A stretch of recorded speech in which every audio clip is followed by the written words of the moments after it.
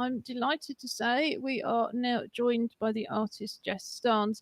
What I'm going to do to stop the picture getting incredibly and inaccessibly small is I'm going to introduce Jess and just pop her picture up on the screen. And there we are. Hello. Hi, Jess. Hi, Jess. So it's really great to see you. You are the very first artist to be launching their work as part of Making History. So that's very apt. Josh, I know you wanted to ask Jess a question at the beginning, so I'm going to hand over to you. Yeah, we've talked a little bit about your project for the festival. I was wondering if you go into a little bit more detail about what they are. Okay, so I'm looking for participants to go on virtual walks with. So what I mean by virtual walk is we'll use Zoom and Google Street View, so Google Maps, if you might have seen on Google Maps before, there's a little like yellow orange person that you can put down onto the map, and then you can see images of the area, and we will use Google Maps to go on our walk. Sharing the screen via Zoom and recording using Zoom to go on a virtual walk together. Sounds interesting. It sounds fantastic. So, how did you first when did you first start doing virtual walks? So I've been doing them a good few years, but only with my granddad. So my granddad's originally from Ireland, and I've never visited Ireland. I've never been to his hometown, but he regularly takes me on walks to where he grew up and where my family's from. Wow, that's a very techie granddad. Well, I do the tech side, and he tells me to go right and left. And that's one of the things we can stress to the audience, isn't it? That you don't have to know anything about this, about how to do it, because you organise it. How does the tech work? So the person who will I'll be going on the walk with will need to download Zoom, and we will need to have Google Maps up on their web browser, or I could have Google Maps up and they can direct me if they would prefer to do it that way. So we would either one of us would share our screen with Google Maps, and we would click on the screen the direction that we want to go in. And you've already prepared a very helpful document that's got lots of screenshots and instructions, so people don't have to have used Zoom or Google Maps. Well, I'm not even clear on the difference between Google Map and Google Street View, but I'm somebody who can't leave the house without support. So it had never occurred to me, actually, I could have just gone out and used Street View. Well, I use it a lot in terms of my access. So I'm dyspraxic, and I use Google Maps a lot to memorise, and Google Street Views a lot to memorise routes before I go to a new place. And I think I walk with purpose when I go to a new place, because I memorise the pictures in my head of where I need to go. And I always get stopped by people asking me for directions as if I'm a local. And do you often know the answer? Sometimes, not always, because I in my head I'm thinking I've only memorised my route. Not theirs. Directions to one very specific place. Yeah. Other than that, you're on your own. Sorry. Mm-hmm. So I'm going to come in here. It's Robin. So my attempt at using, I'm not sure if it's Maps or Street View, just when I wanted to, look at a house or find a shop, I usually, if I was actually walking it, I'd have probably fallen over because I'm so jerky with it. So have you actually had to practice kind of smoothing out your movement within it? Is there a kind of skills, mouse skills or trackpad skills that you've kind of honed to give you that? So I just use a mouse, but for me that's fine. I'm quite comfortable with using a mouse. With the participants, we have done practice runs if they want to do a practice run, if they want to have a go at using the technology and practicing the walk before we do it in real life. And I was going to say something else, but it's just gone. No, yes, that's it. When there was a bit jumpy moments, I've used iMovie to cut parts out where we've jumped around a bit, just to make it look, what's the word, more like it's flowing. Because the idea is these walks are recorded and edited, and at which point you'll also be able to take out anything if people say, well, actually, that was sensitive, I don't want to share that. And then we'll all be able to enjoy them, which, of course, much as I enjoy Merlot's walk, I think these walks are going to be much, much more interesting.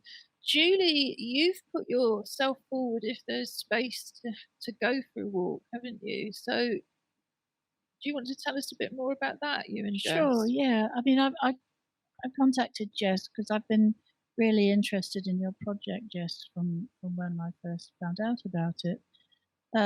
Simply because I'm rubbish at using the Streetwise and the Google Maps and the views and the this, that, and the other. I can identify an area, but I don't seem to be able to move from the spot at which I open the app. So I'm very impressed, and we'll really be looking forward to seeing how we can move around. Did it take you a long time to learn how to do that? I've been using Google Street View probably since, I don't know when it first came out, but I think since it came out, just because I realised this was going to be a great tool for me to memorise routes before I have to go to new places. So I don't remember how long it took me to learn, because I think it was, I don't know, a long time ago for me now, since I first used it. Because you built it up, didn't you, as you were doing it? I imagine it's sort of a bit like learning to drive. You start to internalise the knowledge. Yes. So yeah, excellent. We've had a live chat comment come in from Blake Jarrett Gibbons, and he says, I've been using Komoot to help me learn my routes. That's KOMMOT for our live caption service. And Blake says he loves the use of technology. I think that's the thing, isn't it? When mainstream technology helps people access things better, it always seems to be more successful than the kind of string of special apps and things that were being developed, particularly for people who are blind and visually impaired. But again, I think people find the basic maps apps and Street View and so on more useful now. I've not heard of Komoot before. I have to Google what that one is. Yes, or Blake, if you're able to put that on the chat, we would love to know as well, because no, I don't know it either. So where will you be going for your walk, Julie? Well, we're crossing the Atlantic, aren't we, Jess? We're heading off to North America, to Virginia, to a small city called Lynchburg. My family and I were immigrants. We immigrated to Canada and then immigrated down to the States. Sort of like post-war. My dad went on ahead and got a job, and in the way of most immigrants, we followed on. And it was very interesting. We were in the 50s and 60s, coming into the 60s, and moving down south during segregation. So we were around, all around us was the civil rights marches, and the civil rights movement was very, very active. And the school where I went to high school in Lynchburg was one of the first in Virginia to desegregate. And in my year, we had two, a boy and a girl, black students coming across from Dunbar High School, which was the black students, into a school of 2,500. So I can't remember a lot of the details. I'll confess. I've been quite significantly ill subsequent to that, but at the time, it's one of the few things I do remember. And I mean, from my very selfish perspective, I've heard your stories of growing up in North America for 20 years, but I have no concepts, of what it looks like today, let alone decades ago. So I'm going to be watching the recording with bated breath. And I mean, it's such an amazing kind of time. I know it's also quite painful. It doesn't have to be a difficult place, does it, Jess? I mean, lots of people will just say, this is my favourite spot, and I'm prepared to share it, given that we're all desperate for, something a bit different and a bit lovely. But it doesn't have to be all fluffy and comfortable. If you want to do a walk that's a bit more challenging, to show people what things are like perhaps in a country you've travelled to or your country of origin, it could be a wonderful little oasis in the middle of Newham, that none of us actually know about. Can I just be clear? Sorry, excuse me. I'm squeaking a bit today. I don't think this is particularly painful for me. I was thinking about it a lot before I contacted you, Jess. And I think what's important to me is that this was such a historic place to be. And it was sheer luck that I happened to be there at that time. And to have the benefit of moving alongside other people for their story. And I think it's particularly powerful, having lost Lionel M. Macaulay, as we talked about earlier in New Jersey in September. I think to sort of go back and look at some of these issues in the light of today and the light of Black Lives Matter. Of course, we've got the Black Lives Matter film from ACT UP Newham tomorrow as well. Robin, if you were going to go for a virtual walk and we had to ration it to one for the directors, where would you go? Well, I would probably love to revisit some parts of Hong Kong where I lived as a child. I have probably extremely rose-tinted memories of many days spent on beaches and Chinese marketplaces that were the most. Every time you see them on a film, the Far East, they don't seem to have lost any of their flourish and colour. But yeah, I think somewhere like that. The only other place that I've got a kind of real emotional instant memory of was when I competed in Seoul in the Paralympics. Just like in London, there was Olympic Park. Seoul had an Olympic Park, and dotted throughout the park were a series of sculptures that were commissioned specifically to go into the Olympic Park. But being kind of Oriental based, they're much more kind of metaphorical and meaningful than perhaps some of the statues that we have. And I did, and that was kind of my place to prepare mentally before going into an Olympic final, was to go through, wander amongst the statues in the park. So I think, the Korean, if assuming it's still there, the Olympic Park in Seoul. One of the things we hope is that Jess's project is going to inspire lots of people to think about how to do these things. The how-to guide will be up on the events page as part of our website, and I'm just going to pop that address up again, but it's www.together2012.org.uk, and practically the first thing you will get to on the menu is Making History Together, the 2020 Disability History Month Festival. Jess has really made things incredibly easy and straightforward to understand. And of course, she's also able, aren't you, Jess, to be able to do email and phone support if that's what it takes. Yes. So if somebody feels really nervous or anxious about it. There's another live chat comment here. So there's Pamela Hillier is volunteering. She says the virtual walks sound great and would love to revisit childhood memories. Thanks, Jess. So we'll pass those details on and you can explore that with Pamela after the show. Yeah, sure. Did you have more questions for Jess? We've all been talking.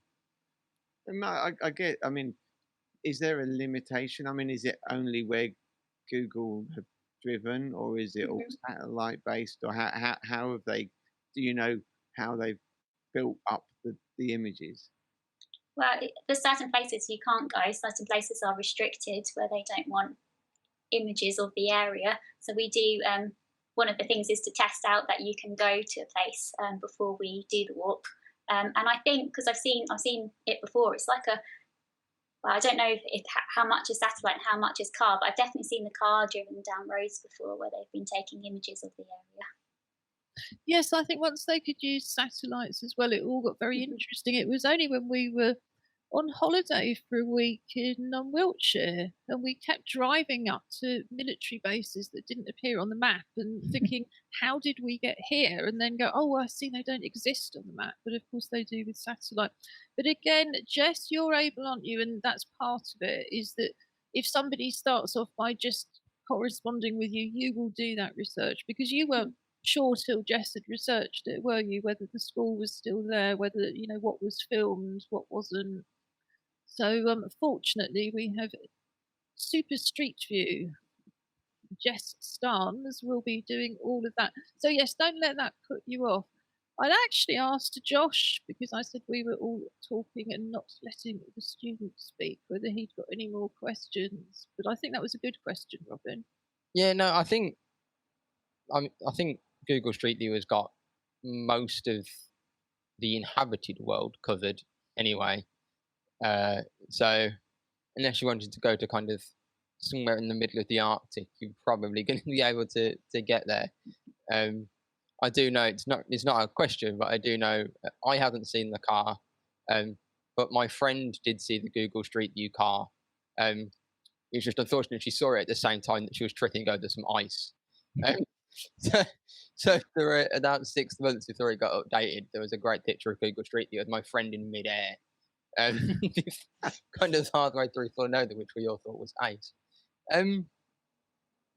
In terms of kind of questions, we've talked about kind of where we want to go and places that Untitled have been. When you were kind of testing it out, Jess, is there anywhere that you'd always kind of wanted to visit that you'd never been able to, and you kind of used that to test it out? Well, I did the walks previously in May, June time during the last lockdown with funding from Pakama, and we went to lots of different places when I was doing the walks with them. So we went to places in the UK such as like Coventry, Leicester, went to the day trip to the beach to Galston-on-Sea, but we also went to museums. So we went to the Jeffrey Museum, which is also known as the Museum of the Home in London. Somebody also gave us a tour, a volunteer at Nostell, a National Trust property, gave us a tour of the house. And we also went on day trips to places like Barcelona. We went to the museums in Barcelona, like a day trip to the area. We also went to Florence to look at churches. And it was all varied what people did. Some people went locally, and some people wanted to go to a place they haven't been before, or some people were missing their favourite like historic house or museum. I think I've got a screenshot that I can just put up from one of your walks that is indeed by the sea. Yeah, that's Galston-on-Sea. See, so in my lack of knowledge, I wouldn't have imagined that you could do this on Street View, but clearly you can. And of course, we are just a tiny island. So could you walk, just a bit of audio description, you have a sort of very typically grey British sea on the left, and then you've got effectively, I think, like a breakwater, probably at the top of some kind of bank, and then you've got a sandy path and dune-like beaches up behind. So are you able to walk right along the coastal path? Some places you can, like you can there. We did actually do the test before we filmed it live, and we were surprised that you could actually get onto the beach. So there you can. It was quite calming doing that walk along the beach. It sounds lovely. So again, we're going to put this information up from Jess on the website. The way the digital festival will work is you have the main programme, like I say, as a key link on the website www.together2012.org.uk, and then as you go through the programme you can click on each event for the event page, and all of the extra information, including how to join in, is going to be on that web page, and that's where the recordings will go to eventually. And that's how it will work for the whole of the festival, so each event has its own page, each page has all of the extra information, and will be eventually hosting the project. Is there anything you'd like to add to just tell us, Jess? I mean, is there anything else you'd like to tell us about your work, in fact? Because we had you on the show back at the beginning of the summer about to do a fascinating sound project around the history of the Education Act. And I believe that's online, and we can put a link in from the events page, and indeed our highlights and links page today. Do you want to just tell us a little bit about it?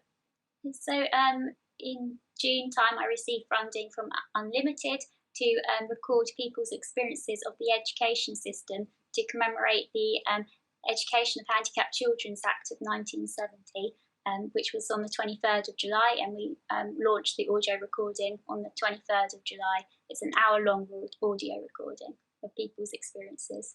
So that is a perfect project to recommend for Disability History Month. I mean, before that act, disabled children didn't actually have a legal right to education at all, did they? No, and then there's also an act, the Education Act of 1981, which is next year, and gave more children more rights to an education. So will you do part 2 of the project next year? I would like to. Well, I think we'd all love to see you do it. So, final questions for Jess. We have just 3 or 4 minutes before the show finishes. You're back on the show, remind me, somebody, Tuesday the 2nd of December. Wednesday the 2nd of December. Oh, that's right. We have that's it, of course. It's the actual, you're doing it on Unlocked again. Yes, so the walks themselves are also going to be launched on this show on the 2nd of December. The day before, indeed, our film festival starts on the 3rd. We told you on Monday the film festival outline programme is now online. Again, just go through the main Disability History Month festival page, scroll down until the beginning of December and click on the page, and you will see a very full list of links. We're really excited about that, but we're also incredibly excited about Jess's films. So it's going to be great to have those out just before the festival starts. And I'm sure we're going to be putting a link in as part of our Explore session. So what we have this year for the film festival is everything will be streamed. The panel events will be on Zoom. But we're also going to have this extra offer, if you like, of links to films and other projects that we would love to be able to stream live during the festival, but simply don't have space for. So we will be celebrating Jess's project there as well. Final words, Julie? Well, Jess didn't get a chance to say her final words. Was there something final from you, Jess? No, not what I can think of. Well, I just want to say briefly, the Poetry Club met this morning. Next week's theme is Looking Through a Window. Yeah, and I'll pop that up on highlights and links if you want to join in from home. We've got a fantastic poetry event coming up in 2 weeks' time. Yeah, fortnight tomorrow. So check out the programme. Like I say, there's 5 weeks worth. Tuesday and Thursday evenings, Saturday afternoon, but the recordings of absolutely everything will be online. Anything live has BSL, everything has captions, so we hope, despite the fact that it's digital, it will be as accessible as we can make it. And we still hope, although we're working out the technical details with some difficulty, to be offering live audio description as usual through the film festival as well. So I just want to say a massive thank you, Jess. You came forward and proposed this project in April. We've been really looking forward to it ever since, and we're just thrilled that it's the first thing and you're the first artist as part of our Making History Festival. So thank you for making history together with us. Well, thank you. Thanks, Jess. Thanks, Jess. And so, coming up on Friday, we're going to be talking about Julia Collar's Strings and Things, which is the project we'll be launching for families on Saturday afternoon. But before that, of course, we have the opening performances tomorrow night. You can watch them on YouTube, either on the website, through the main festival page, or on YouTube, Together 2012 CIC, or you can go onto the website now, book tickets and join us on Zoom. The virtual doors open at 6:30 and the event starts straight at 7 o'clock. So it's goodbye from us. Goodbye from the West Midlands. Yeah, I just want to actually very quickly to say, remembering that today is the 11th of November, So is Remembrance Day. And whilst we might be experiencing certain lacks of freedom at the moment, we must remember that all of those that actually gave us the real freedoms that we have. And on that note, I'll say goodbye. Thank you for that, Robin. And thank you again, Jess. And that's goodbye from all of us. Stay home, stay creative, and stay well.